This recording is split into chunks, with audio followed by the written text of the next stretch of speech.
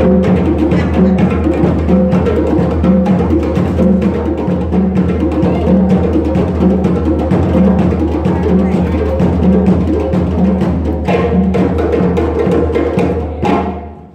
everybody doing? I said, how's everybody doing? You're alive, you got it. All right. Now, we're done, right? Huh? Ujima. Yeah. Now, first of all, one of the main reasons why we're here today is because of the Black Nurses Association. Yes, thank you. An organization of whom I'm proud to be here invited by because my mother was a nurse for many years at the Medical University at McClellan Banks, then at Medical University, then at Roper, then at Medical University, where she retired in 1982. And she was an RN as far back as the 1960s, even in the days before the strike. And even before that, there was the great Miss Anna DaCosta Banks, who was basically the foundation of black nurses here in Charleston. She was born in 1869 to parents who had already been freed. And she went on to what's now Hampton University and studied at the Dixie Training Nursing School, where she graduated and worked as a nurse until 1898. Now, usually, then as now, when people get an education in Charleston, they leave. But she came back to work at what was then known as the Charleston's Hospital and Training School for Negroes, Yes. which later became known as McClellan Banks Hospital. No accident there. And she came and saw the horrible conditions. Many people who came to McClellan Banks were often victims of racist violence. There were also many who were not able to afford to pay the $3 a week that was needed to stay as a patient at McClellan Banks. And she had to say these words in her diary on that subject. Should we not do something to relieve the suffering of these poor people by placing hospitals and Medicaid within their reach? And she added, many times just as I am about to give up, there's some kind friend out there who was able to donate $1 or 50 cents just to keep things going. You see, she didn't do all of this for her own personal enrichment. She made a lot of sacrifices for the health of this community. There is, in the Charleston County Library, a dissertation, a thesis by a lady by the name of Dr. Sarah Johnson called Healing in Silence, Black Nurses in Charleston, where she talks about Mrs. Banks. And this is what her head nurse had to say about her in 1899. She can give so much comfort to the poor suffering. Her cheerful words and her very presence carry brightness into sad and depressed bones, and the patient feels less lonely and more encouraged to take hold of life, realizing that there is some kindness in this work. Now imagine, ladies and gentlemen, she is barely getting by financially. She had an education where she could have gone anywhere in the world, but yet she had that spirit of sacrifice to where she cast her lot upon the least of these. And we have to ask ourselves when we are successful today, how many of us had that same sacrificing spirit? But that is necessary because she did not think of herself. She was thinking of this relieving the suffering of people both today and setting the seeds in what was to come for a brighter tomorrow, where nurses could work in better conditions and the patients could be in better conditions. So the three things that she had in those days that we need today are these. She believed in herself, she believed in what she was doing, and she had something that you simply cannot do without then and now, and that is hope. But how do you get that hope, ladies and gentlemen? Through one major thing. Looking beyond what is directly in front of you and looking at what could be. And that involves changing the way you think on a lot of things. Now, some of you out there know Mr. James Campbell. He's a very good friend of mine. He's 90 years old, a fountain of wisdom over on James Island. He was one of the teachers of Malcolm X's Organization of African Unity back in the 1960s, right alongside with Malcolm. And on one occasion, around the time President Obama was running, he told me that part of the problem, because you might remember when President Obama was running, you young folks may not know this, but when President Obama ran, there were many people within our own community that didn't believe he could do it. And I asked this wise elder, Mr. Campbell, why do you think that's so? And he replied, because of our experiences in this country, many of us have been left into what he called a culture of despair.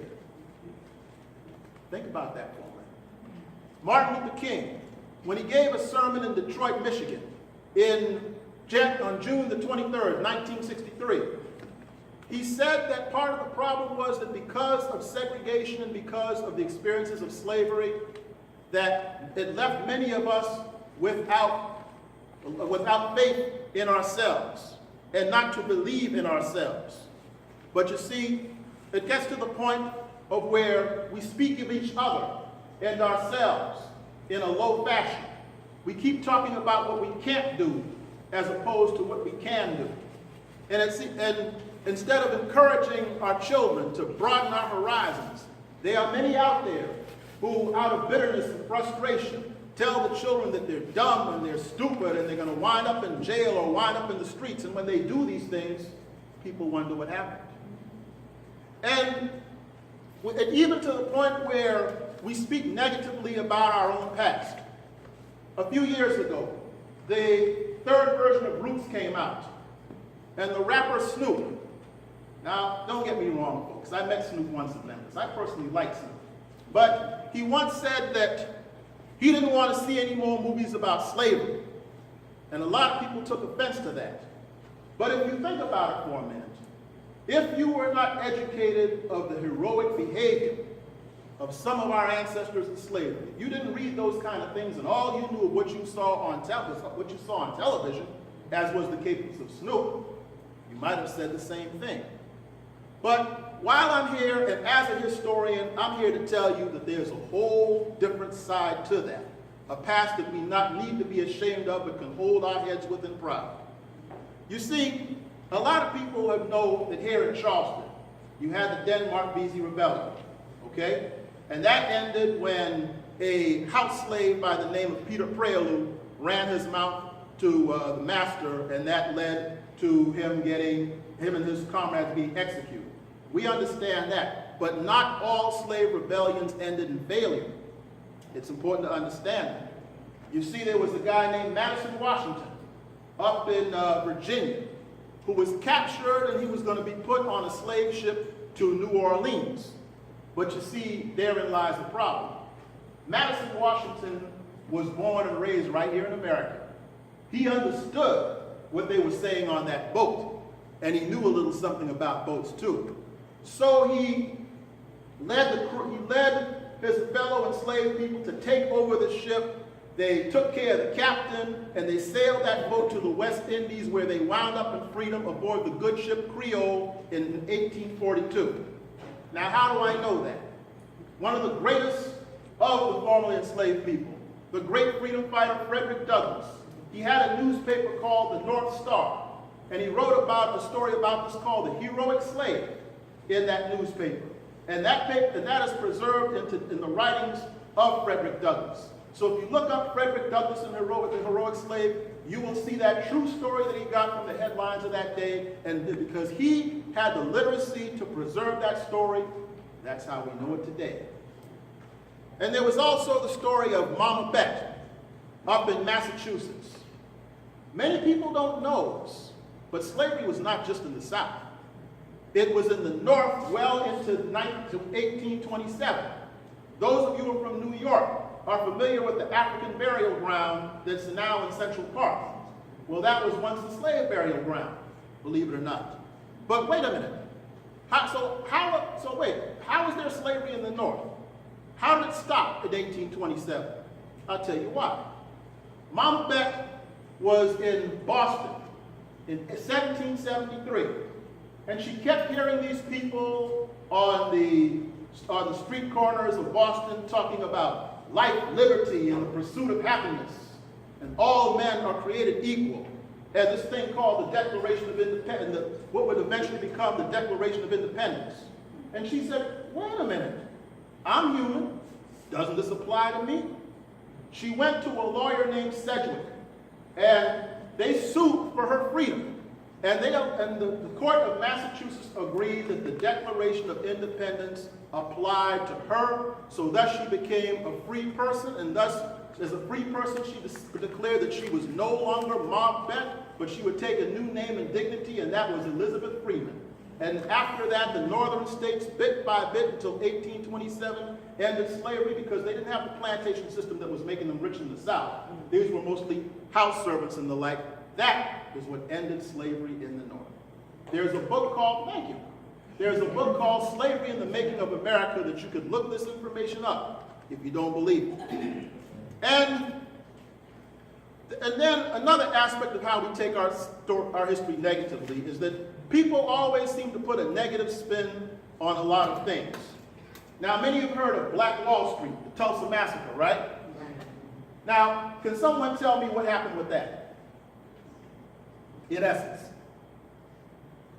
Tell me what you've heard about that, about Black Wall Street, the Tulsa Massacre. Anybody? Well, there was a lot of black people that had businesses, successful functioning businesses in different sectors of business.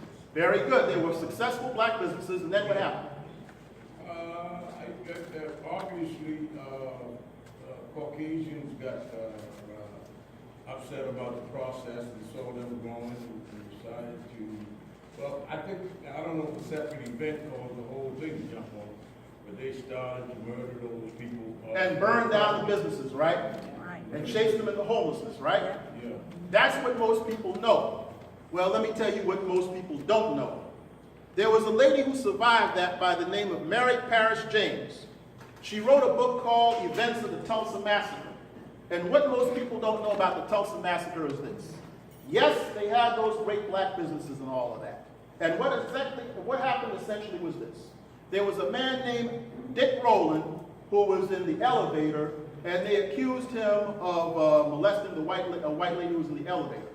And so a mob of whites went down to the courthouse to take Dick Rowland out of jail and attempt to lynch him.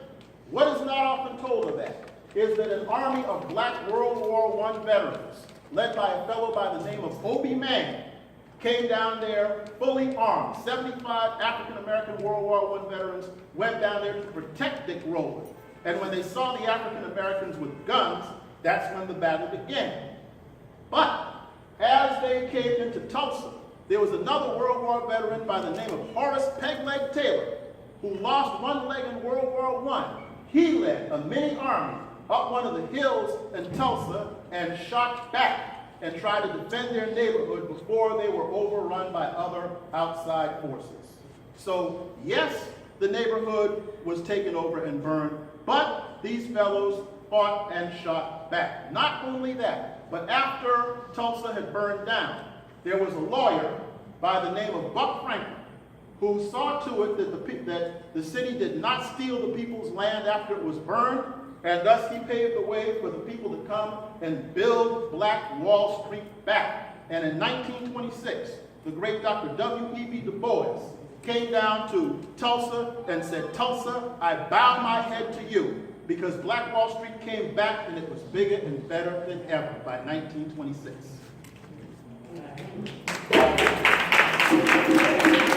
And I should add something to that, by the way. Buck Franklin, the lawyer who saved those people's land, was the father of one of our great historians, a man who I happened to meet on several occasions, the great Dr. John Hope Franklin himself, was 5 years old when all this took place. And it's because he published his father's autobiography, that's how we know that part of the story. So these are the kind of things that we need to know. And let me take it down on a local level too. Some people figure that because they may not have had an education or because they came from a low background, they can't do much. If that's what you think, let me tell you about two words that disproves all of that. Esau Jenkins. Now, some of you young folks may not know who I'm talking about, but I'm going to tell you. Esau Jenkins was born on Johns Island, July 4th, 1910. Never got past the 4th grade, but he took what little he learned and got African Americans to register to vote and he built businesses from here to Atlantic Beach, including several hotels and restaurants. And guess what? He started the C&O Credit Union, which was originally over on Cumming Street, but today is over on Spring Street, next to the florist shop. Now, you hear people talk about how terrible our businesses are and how we don't support our businesses. Guess what? Esau Jenkins died in 1972, and the C&O Credit Union is still there today, 46 years after his death. So when you hear this kind of stuff, you got to know your facts, and you got to make liars out of these people that are constantly talking gloom, despair, and agony on me. And let me say something else about that too. So many of our people really believe that we are on the bottom of the scale of humanity almost, that everybody is united and does well and gets together and works well together, except us. Folks, let me break the truth of this down. You see, over a century ago, there was a leader who was arrested and jailed for trying to free his people. And he wrote these words in his diary: "When I was born, we were not yet developed. There was no one to show us the way or open our minds. The only thing that people feared was that my eyes might see and ears might hear." That sounds like something maybe Du Bois or Frederick Douglass or Booker T. Washington or Dr. King or Malcolm would have said, right? Wasn't any of them. It was a Vietnamese revolutionary by the name of Phan Boi Chau, and he was writing about how the French had oppressed the Vietnamese people. But don't those words sound familiar though? Yes. All right. Now, here's another quote. "They told us that our ways were bad. They said we must be civilized, which meant be like the white man. We soon began to say that we were bad. We laughed at our own people and their own traditions." Sound familiar, right? Guess what? It wasn't Malcolm that said that. It wasn't Mary McLeod Bethune that said that. It was a Pueblo Indian by the name of Son Elk in a book called Indians of the Americas. Sound familiar, right? One of my roommates at the University of South Carolina back in 1983 when I was a student there, he told me about the time he went to Honduras and did a summer study down there. And he was a young white man from Connecticut named Raymond McIndoe. And he said his host told him, "Don't go out in the sun too long." And he said, "Why?" And he said, they may mistake you for one of the indigenous people and treat you worse." And we talk about our complexion issues in the black community. Hello. There's another guy, incidentally, there's another book, incidentally, that was called Black Skins and White Masks, brown skins and white masks, where they talk about people who tended to look down upon the browner members of their group and who were not able to speak English as well as their group. Guess what? He was talking about Filipinos. You see my point, ladies and gentlemen? Yes. You see, one of the things you have to understand about all of this is that when it comes to the behavior of the suffering people in the world, it's almost like Michael Jackson said in that song 20 years ago, "You are not alone." All right. So it doesn't pay just to learn about black history. You got to learn about what happened with other people too, so you could put it in your right context and know that a lot of the problems that we think are just with us are the problems of humanity. That's right. Now, with that being said, so how do we get out of this rut? Several ways. Number one, you got to study. If you're surrounded by people who are with negativity, it is important that you read. Now, a lot of people get their history off the internet. That's almost as bad as getting it off of Hollywood, okay? Because there's a lot of junk on the internet, and as we saw recently, the Russians were putting a lot of junk to divide and conquer the American people as well as the African American community by putting things out that played on the emotions that had nothing to do with fact. Leave that stuff alone. The libraries are nearby and they are free. Ask them on good, credible books on African American history and eventually world history, and you can move forward with that. Secondly, if there is nothing but negativity in your household, there is no community so wretched that there is absolutely no one in there that's positive or intelligent. Even if it is the janitor in your school, who will sit down and talk to you about your problems, who will give you good advice about life. That's a good role model. Sit and talk to them, and people like that would guide you into the right direction. There used to be old ladies in every street corner in this area who, when the children were acting up, she'd get on the phone and let the parents know right away, hey, your child is acting up. And she would correct you and tell you not only what you were doing wrong, but how to do it right. Get with people like that. Sit down from them. Learn from them. There was long before Socrates, there was an Egyptian wise man by the name of Ptahhotep who said, do not be proud and arrogant with your knowledge, but understand that wisdom can be found among women at the millstones. In other words, you can learn from anybody. Even if you can learn not what to do, you can learn from anybody. And once you do all of that, find people who are doing what you want to do in life. And that's where the internet comes in. And you can look up people who are doing the profession that you want, and you can get to know them, and you can shadow them, and that can lead you to a successful path. Very recently, a man who did that with me after my father died, a man named Dean Willie Harford at the University of South Carolina. One of the things that he said that I will never forget is this, and I'm here to tell you today. He said that when you find success in what you are doing, find another young person who was as confused as you were and do for them what I did for you. And so when we think often, like I talked about President Obama a few minutes ago, right? One of the things that people seem to forget is that one of the things that he said that was most famous was, we are the ones that we are looking for. As long as you have that attitude, that you are the ones that you were looking for.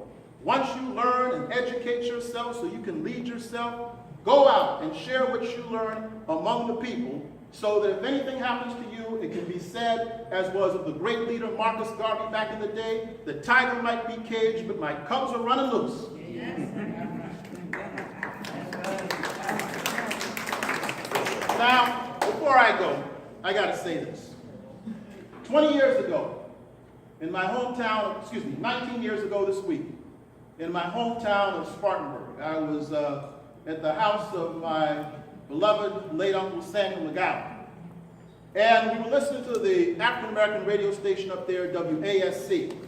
And they had the sad news that the great Curtis Mayfield had passed away.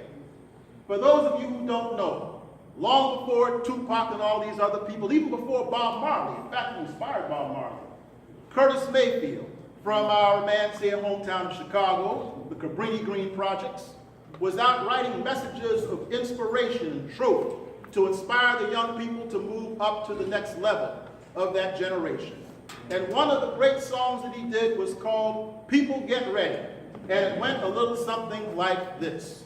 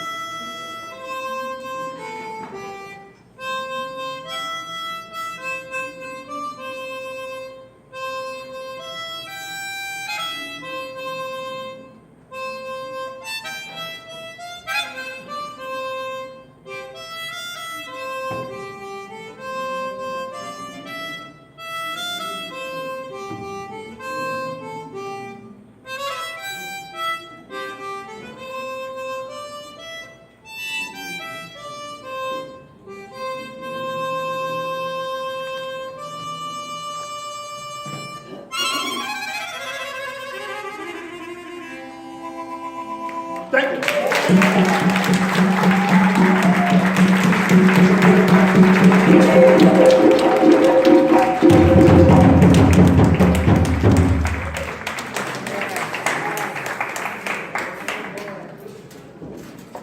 Brother David, that Russian investigation that they did that thing so slick, they were trying to make it look like another country was doing it. We understand. They uncovered that whole thing, man.